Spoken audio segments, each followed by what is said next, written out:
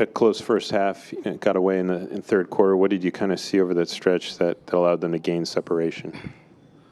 Well, definitely going to go back and look at the film at the end of that third quarter. I thought we played a very good first half. I thought we, toe-to-toe, regardless of the circumstances of the game, I thought we did a very good job defensively, aggressive. Obviously, we got to do a better job of doing it without fouling. And ultimately, I think we ran out a little bit of gas there in that third quarter. I know you're not one for excuses, but to be down 3 starters, 3 rotation players, how challenging is it in these, tight games against tough opponents to maintain a level of defensive intensity throughout?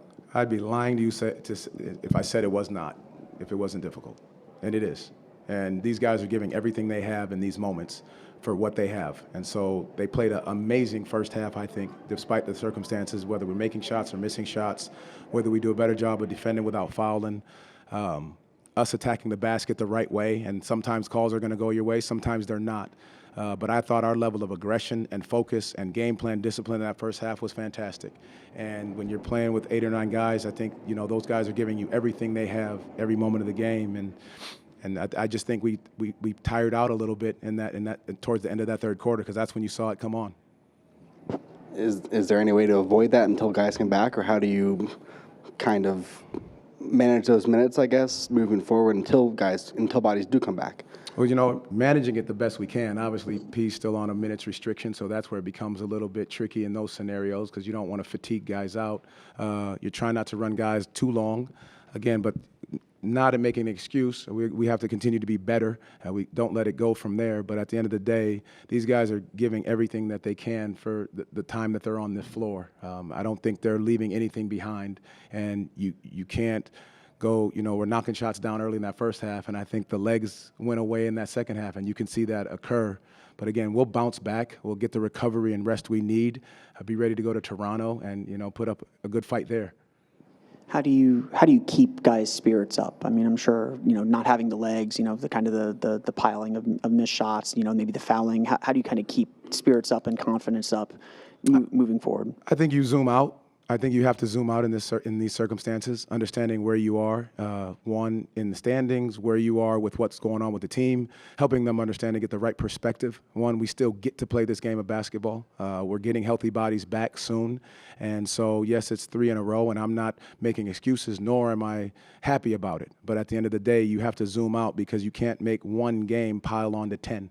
And so that's what we've got to understand. But tomorrow is a new day.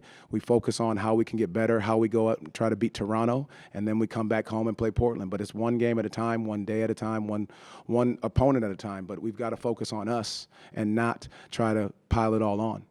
Kind of sticking with that same point, Paolo in Boston said that he felt that you guys were just a little bit beat up and that you were willing to just kind of ready to get home. What do you kind of assess as the psyche of the locker room right now? Yeah, guys, I can't imagine, and nor am I happy about, the outcome of this game. What I'm pleased with our effort and energy in that first half, because being tired in Boston and then having to fly and then come back and then give the energy and effort that they gave in that first half, that's what you can ask for.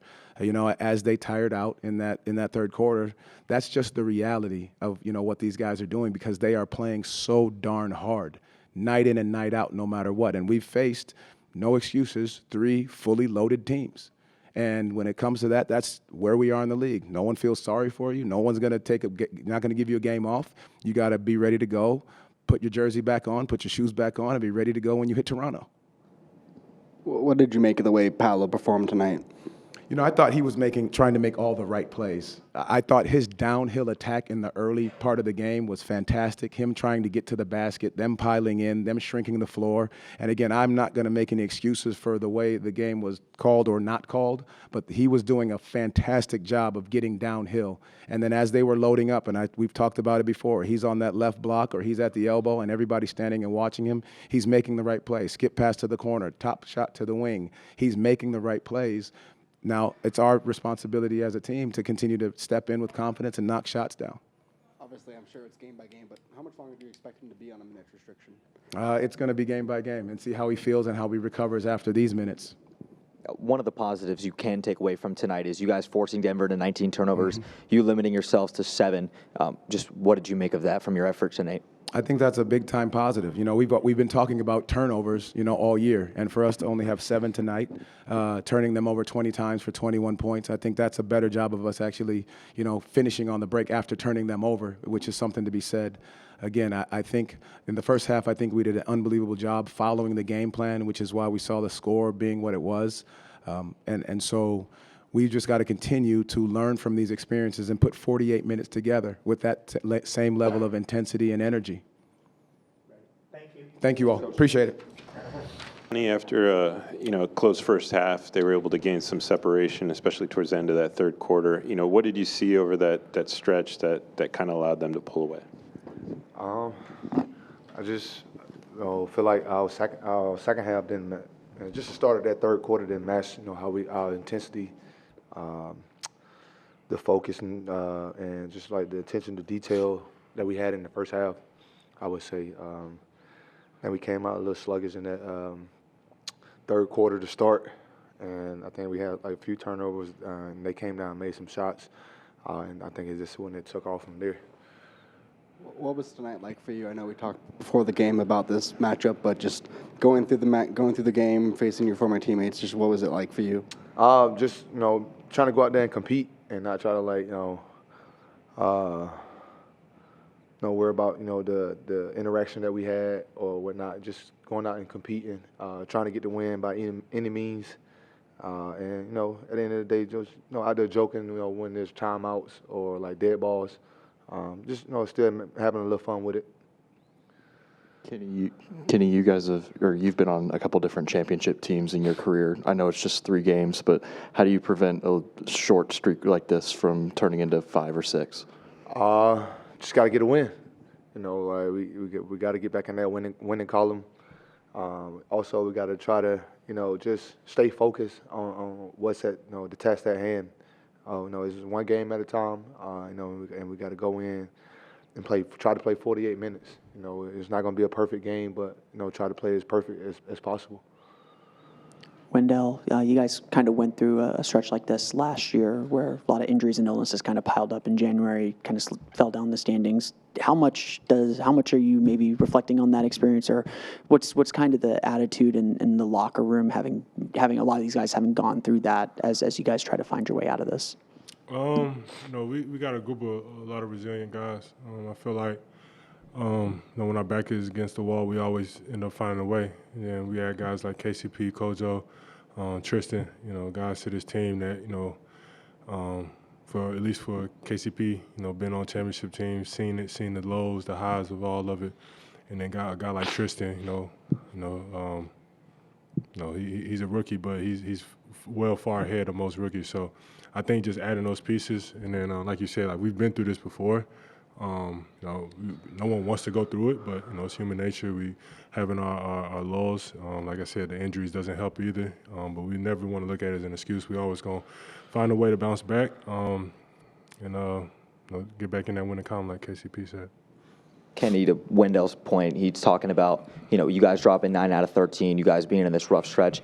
As someone like yourself who've seen it all throughout your career as a 2-time champion, a vet on this team, how do you continue to keep the young guys, motivated, keeping the morale of the team high? And, what are those dialogues and those conversations looking like, not just on the court, but just, throughout the day-to-day? It's different with everybody, you try to find ways to keep everybody engaged. A lot of people, you have to go a different route with as far as like trying to keep them motivated. And that's, for me, that's the challenge I have, trying to just keep everybody as a unit. So I try to do it, individually. But like when we do have them group sessions, or like we, on the court, we calling it like a huddle every dead ball, every timeout, or I'm trying to just get everybody to stay focused, on the task at hand. And that's just been one of the things that for me. Just trying to keep everybody involved, no matter what it looks like. Just congratulating them, telling them good job, no matter what it is, on and off the court. I'm reaching out, trying to talk to everybody individually, and just keep everybody focused. Because as a team, our goal is to be in that postseason, competing for a championship. And that's my goal, just as far as just keeping everybody involved. And like I said, just different dialogue for everybody. Wendell, despite some of the losses recently, it seems like outside the Milwaukee game, this team really matches the intensity of the opponent in the first half. And then kind of in that third quarter, it slips away some of the time. How do you really go into halftime and make sure that you guys are matching the intensity from the first half and bringing that into the second half? I think it's different for everyone. Everyone has their own game time routines, halftime routines, whatever the case may be. I think for us, we have to, if that's going out a little bit earlier, getting a sweat going, whatever the case may be, we got to kind of find a way, because that's kind of been a thing, ever since I kind of got here. Like, our first half has always been fantastic, and then the third, mid-third to late third, that's when teams usually pull away, and then we just make it very difficult for ourselves in the fourth quarter. So I think that's a challenge for everyone, from top to bottom, just to find a way to get some juice, get some swag, get whatever the case may be, just get that going into the third quarter, and then we at least are ahead or giving ourselves a chance going into the fourth quarter, which is crunch time. Wendell, naturally, a lot of the attention about the missing players, the bodies down, goes to Franz and Jalen. But how much are you guys missing Goga? Goga is one of those guys, man. He came in this year on a mission, and he's been fantastic. From protecting the rim to finishing around the rim to cleaning up messes. When we have breakdowns on defense, he's always there. Goga's one of a kind, man, and he's definitely missed. Just what his presence, just being on that court, his intensity, his attention to detail, like he gets it. He's a fantastic basketball player, and that's a guy that you want on your team. So, a guy who just doesn't mind doing the dirty work, day in and day out. You always gonna miss guys like that for sure. Wendell and KCP, what adjustment do you think the team needs to make to come out stronger after halftime in future games? Like Dale said, it's individual thing, but as far as like team, I feel like we can just come out of the locker room a little earlier, get on the court, warm up, just try to get going, get more shots up than normal. But back to what Dale was saying, it's about individuals, and what they need at halftime to get themselves ready. We can't, we want to mess up their routine, or like if they do have a routine, at halftime before they come out, we don't want to try to mess that up or get in between that. But as teams, as a team, we just try to get everybody out of the locker room, just to try to get on the court to warm up a little faster, and just have them that time out there on the court, just getting a flow or a rhythm, I would say. Yeah, I guess it's the same thing. Like Kenny said, I feel like it's an individual thing, and it's a challenge for everyone. Everyone just needs to find a way to step up to the plate. Just be better. It's as simple as that. Like, just come out with more intensity, including myself. We got to figure this shit out. Facts.